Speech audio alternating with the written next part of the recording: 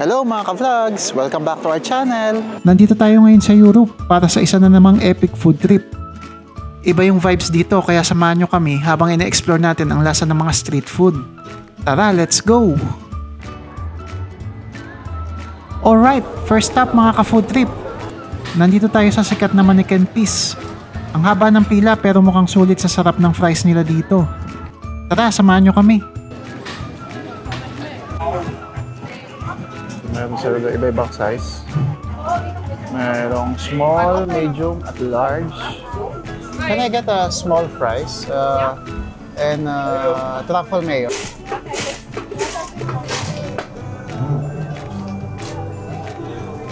Alright mga ka-vlogs, ito na yung fries natin. Ganito kalaki yung fries natin, oh. Laki, oh. Sobrang laki niya. Ayan, binayaran natin mga 5 euros o mga 300. Ayan, try natin. Tikman natin kung masarap. May mga spices sila dito. Ayan, so try natin to. Itong masarap na sa gitna. Try natin. Ayan, so herbs and spices siya, kajun.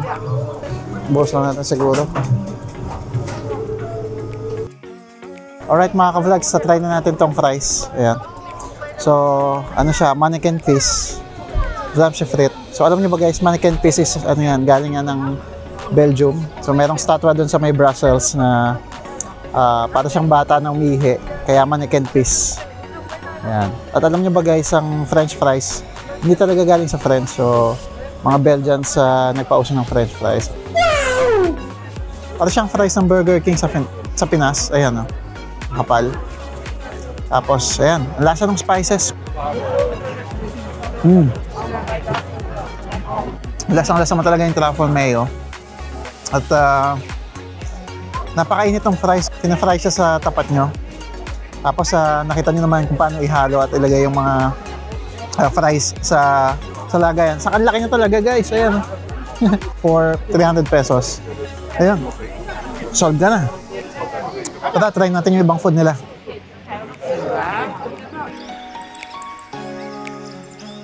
Alright mga ka-vlogs, second stop natin dito sa Europe street food.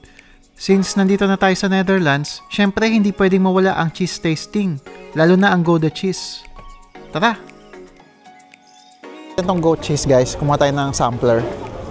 Ayan, medyo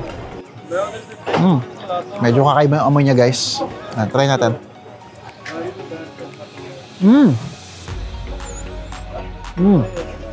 So, ang tapang ng lasa ng goat cheese. Medyo malansa siya. Pero parang may kick siya, may sipa eh. I think ano to eh, katagalan, magugustuhan nyo rin. Para siyang acquired taste. Try naman tayo ng ibang cheese guys. Patry natin tong old cheese. So based dito sa description, nung tinranslate ko, parang 2-year-old cheese na siya guys. Medyo darker na siya. At I think mas strong na yung lasa niya. Try natin. Medyo parang may mga white bits siya. Hindi ko lang kung ano yun, pero try natin.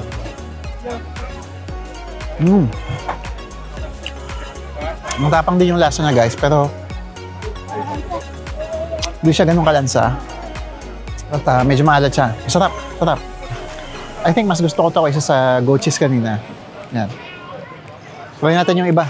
Meron din sila ditong truffle cheese. Ayan. Tinry natin yung truffle cheese kanina as a dip nung fries, pero try natin naman ngayon kung anong lasa kapag hindi pa siya natutunaw. Ang pakita ko sa inyo.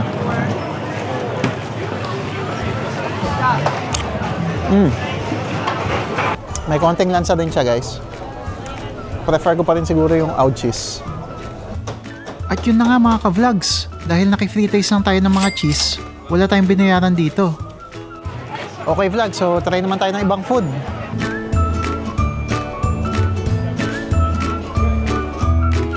Okay mga ka-vlog, for our third stop, pinuntahan natin yung kanina pang umuusok dito. Ang ultimate street food, inihaw na manok. Grabe, amoy na amoy talaga yung sarap ng manok, fresh from the grill. Alright mga ka-vlogs, so tatayin natin tong chicken nila. May init pa, init niya guys, bagong grill siya. Fresh chicken siya. Pakita ko sa inyo. Ayan, so buong chicken quarter siya. Grilled siya with spices. Try natin guys.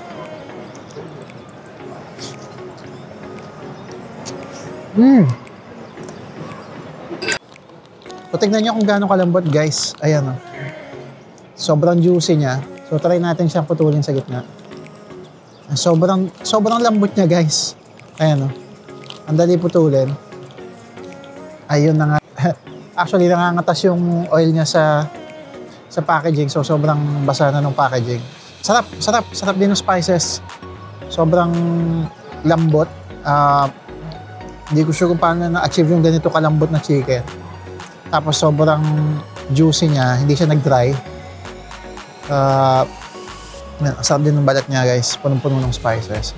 And hindi ganun kamahal yung binayad natin guys. Almost 2 euro lang, so that's around 120 pesos. Ito yung isa sa mga pinakasulit na binili natin sa food trip na to. Sobrang goods niya. So ayun guys, sobrang juicy ng chicken, 10/10, no question, ang sarap. Try naman natin yung ibang food. So meron tayo ditong grill wurst. Ayan. Hindi ko lang kung paano siya kinakain. I think nilalagay siya sa tinapay. Tikman na lang natin. Pakita ko sa inyo siya guys. Ganito siya kalaki. Ayan o, tignan nyo naman yung ganito yung kalaki yung kamay ko. Ganito kalaki yung hotdog. Ano pala itong binili ko guys? Cheese flavor. So may cheese siya sa loob. At chicken, ano siya? Chicken wurst. Gawa siya sa chicken. Ito yung loob niya guys. Ayan, napakaraming cheese. Oh. Kitang-kita nyo. Ayan, para siyang cheese dog pero ang laki.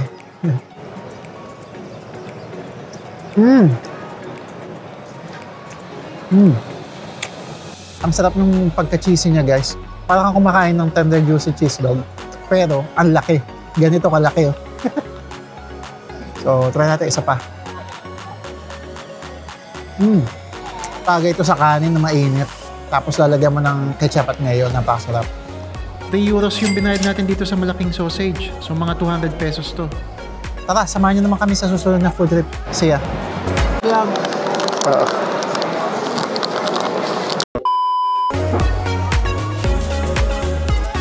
At yun na nga mga ka-vlogs. Para sa ating last stop, meron ditong cool na food truck na nagbebenta ng hotdog. Ang haba ng pila pero amoy na yung sarap ng hotdog kahit nasa dulo ka. Try naman natin itong hotdog nila. So, ito yung menu nila guys.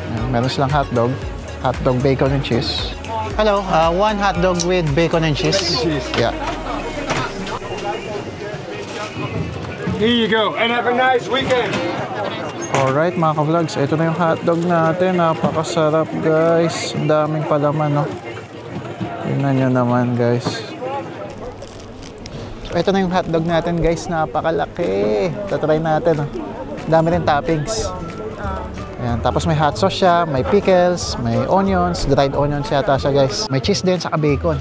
So try natin, tara guys.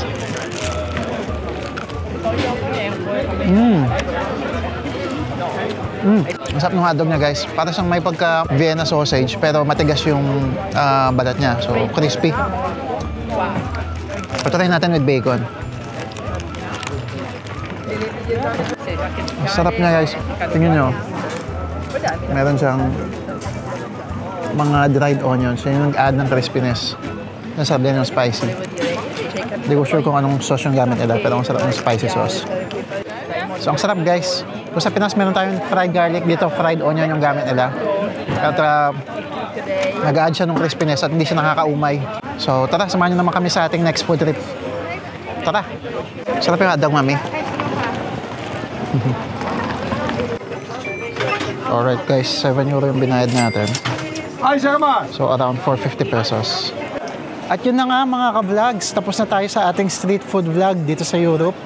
I hope nagustuhan yung mga pagkain, yung mga chicken, yung mga hotdogs, at iba't ibang klase ng street food dito sa Europe.